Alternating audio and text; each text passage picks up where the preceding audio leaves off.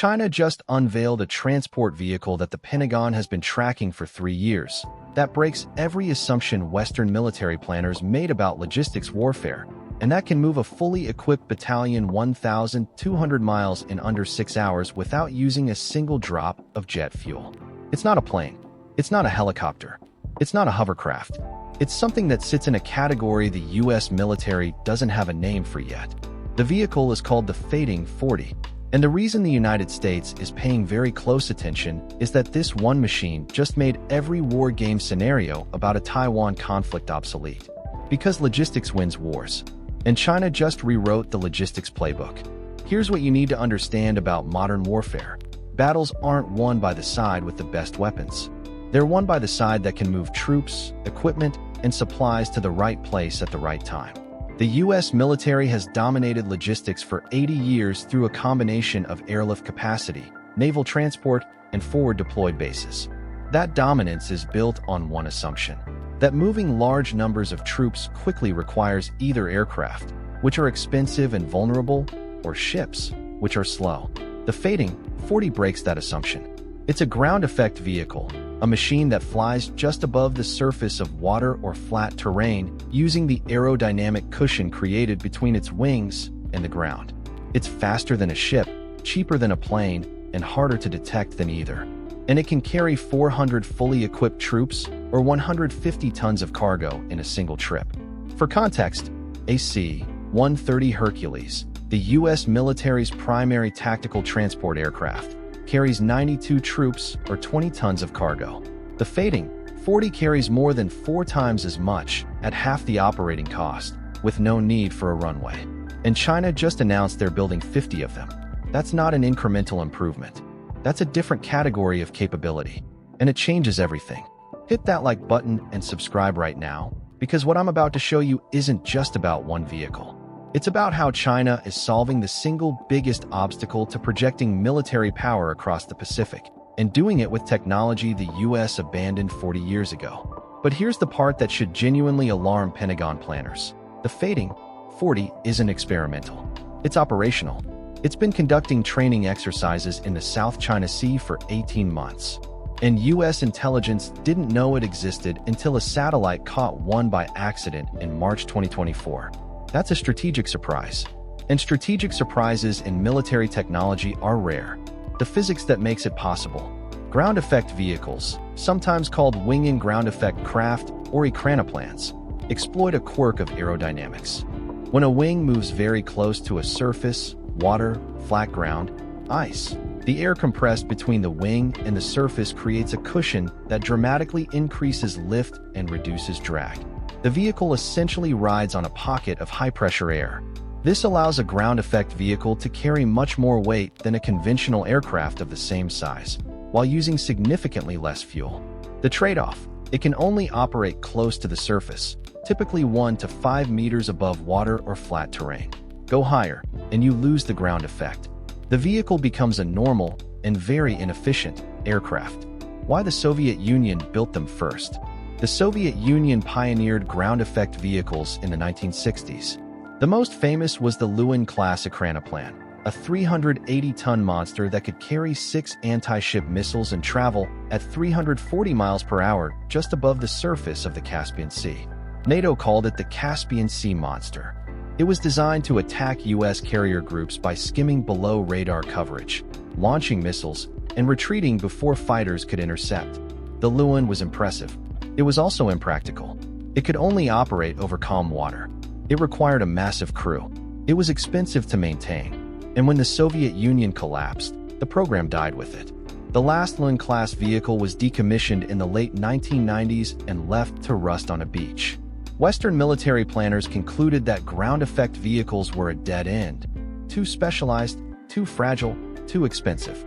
China looked at the same technology and reached a different conclusion. What China did differently. The Fighting 40 solves the problems that killed the Soviet program. 1. Automated flight control. The Lewin required skilled pilots to maintain stable flight at 3 to 5 meters above the water. The Fighting 40 uses a combination of radar altimeters, LiDAR, and AI-assisted flight control to maintain altitude automatically. The pilot sets the destination. The computer handles the flying. 2. Modular design. The Luan was a single-purpose weapons platform. The Fighting 40 is a transport vehicle with a modular cargo bay.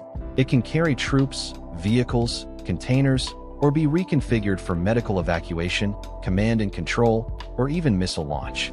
One platform, multiple missions. 3. Rough water capability. The Luan could only operate in sea state 3 or below, waves under 1.25 meters. The Fighting 40 can operate in sea state 5, waves up to 4 meters, thanks to active suspension on its landing skids and real-time flight path adjustment. That means it can operate in the Taiwan Strait even during monsoon season. The analogy, the hovercraft that grew up. Think of the Fighting 40 like a hovercraft that learned to fly. A hovercraft rides on a cushion of air, but it's slow and limited to very flat surfaces. The Fighting 40 uses the same principle, but instead of blowing air downward with fans, it generates lift with wings. The result is something that's faster than a ship, more efficient than a helicopter, and more versatile than a landing craft. It's not trying to replace aircraft or ships. It's filling the gap between them. And that gap, it turns out, is exactly where modern amphibious warfare happens. So what can this thing actually do in a real conflict? Because the operational capabilities are where this stops being interesting and starts being a genuine threat to U.S. military dominance in the Pacific. The amphibious assault problem. Every war game simulation of a Chinese invasion of Taiwan runs into the same problem. How do you move 100,000 plus troops across 100 miles of open water, land them on a defended beach, and sustain them long enough to secure a foothold? The traditional answer is amphibious assault ships, large vessels that carry troops, landing craft, helicopters, and vehicles. The US has 11 of them. China has 8, with more under construction. But amphibious assault ships have 3 critical vulnerabilities. 1. They're slow. A fully loaded amphibious assault ship travels at 20 knots, about 23 miles per hour. Crossing the Taiwan Strait takes 4 to 5 hours. That's 4 to 5 hours of exposure to Taiwanese anti-ship missiles, submarines, and airstrikes. 2. They're visible. A 40,000-ton ship shows up on radar from 200-plus miles away. There's no surprise. Taiwan knows the invasion is coming hours before the first troops land. 3. They're vulnerable. One anti-ship missile can disable or sink an amphibious assault ship, killing hundreds of troops and destroying millions of dollars of equipment. In a high-intensity conflict, losses would be catastrophic. What the Fighting 40 changes. Now imagine the same scenario with ground effect vehicles. Speed. The Fighting 40 travels at 280 miles per hour. It crosses the Taiwan Strait in 20 minutes. That's not hours of exposure. That's barely enough time for Taiwan's air defense systems to react. Radar signature. Ground effect vehicles fly 3 to 5 meters above the water, below the radar horizon for most ship-based and ground-based radar systems. They're not invisible, but they're much harder to detect than conventional aircraft or ships. By the time Taiwan's radar picks them up, they're minutes from landing. Survivability. A fleet of 50 Fighting 40s can carry the same number of troops as 6 amphibious assault ships, but they're distributed across 50 separate targets, each moving at 280 miles per hour, each with a small radar cross-section. Shooting down all of them is exponentially harder than sinking 6 large ships. The logistics multiplication effect. But the real advantage isn't the initial assault. It's sustainment. Once Chinese forces establish a beachhead in Taiwan, they need a constant flow of ammunition, fuel, food, medical supplies, and reinforcements.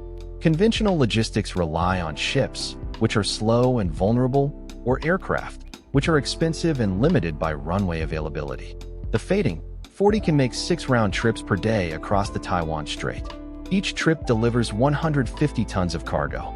One vehicle can move 900 tons per day. A fleet of 50 can move 45,000 tons per day, equivalent to the cargo capacity of 15 large transport ships, but with a fraction of the vulnerability. That's the logistics multiplication effect. And it's what makes an invasion of Taiwan logistically feasible in a way it wasn't before. The technology gap that shouldn't exist. Here's the uncomfortable truth. The United States had this technology first.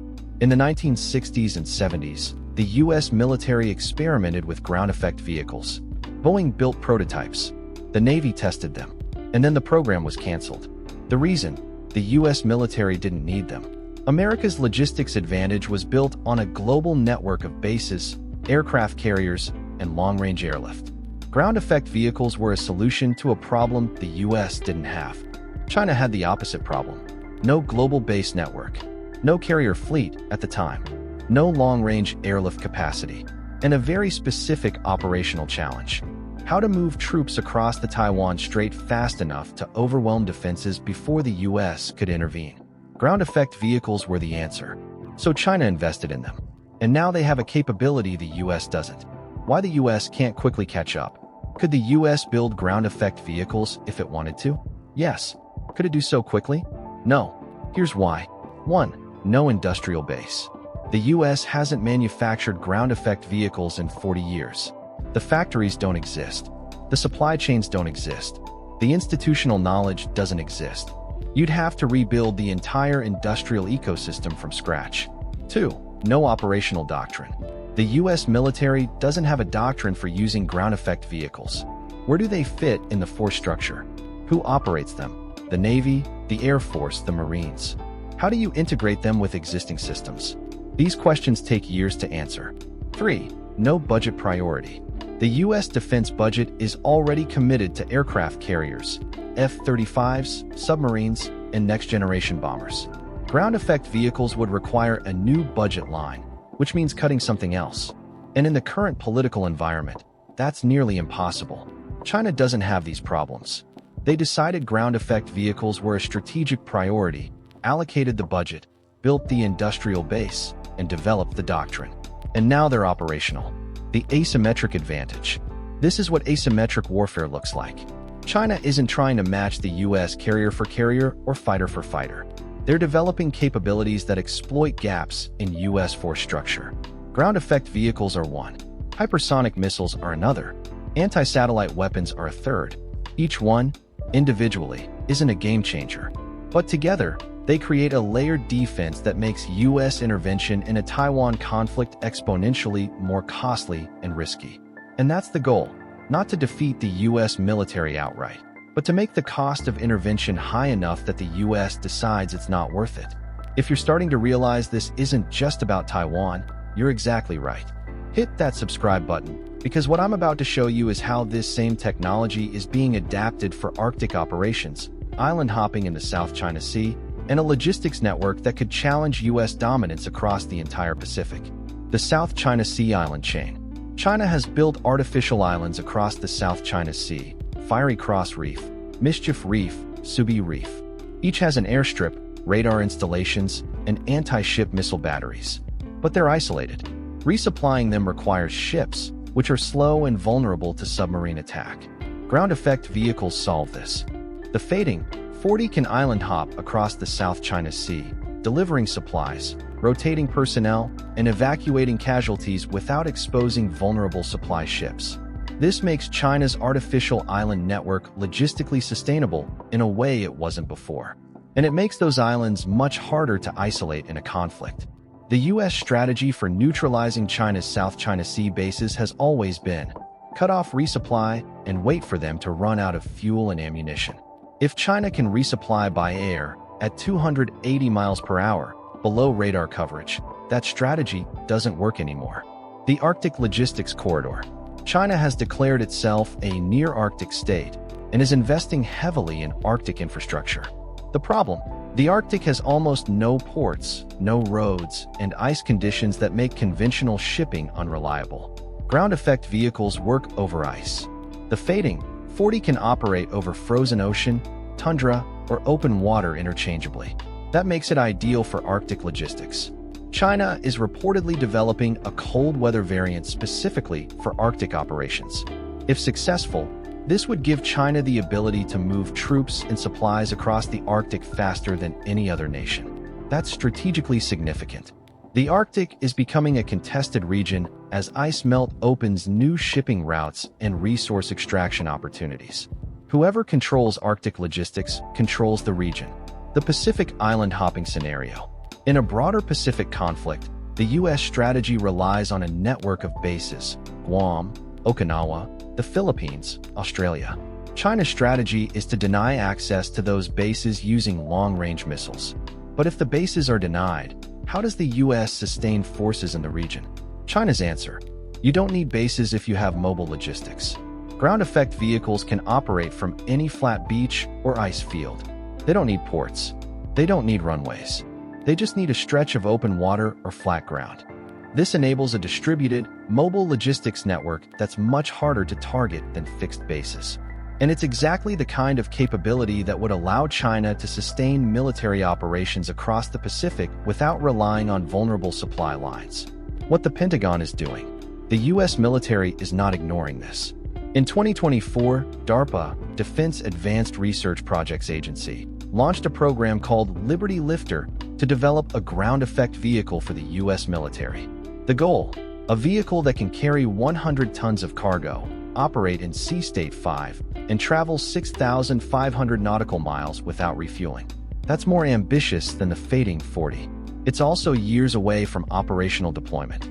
The earliest projected delivery date is 2030. China's Fighting 40 is operational now. The doctrine problem.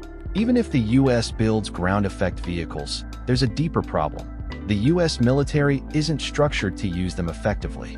The US force structure is built around large, centralized platforms, aircraft carriers, air bases, logistics hubs. Ground effect vehicles enable distributed, decentralized operations. Integrating them would require rethinking how the US military operates in the Pacific.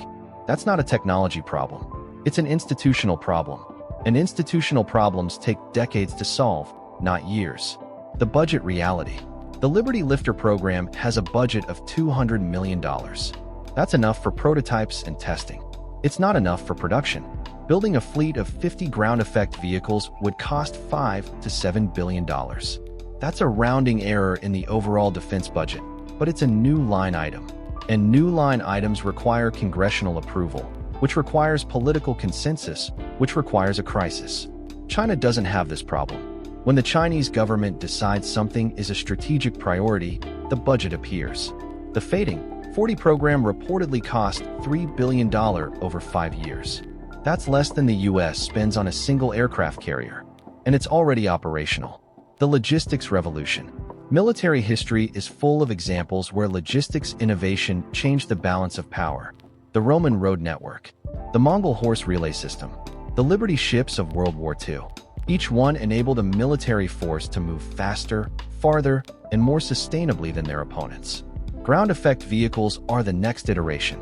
They don't replace ships or aircraft. They fill the gap between them. And in doing so, they enable operational tempos that weren't possible before.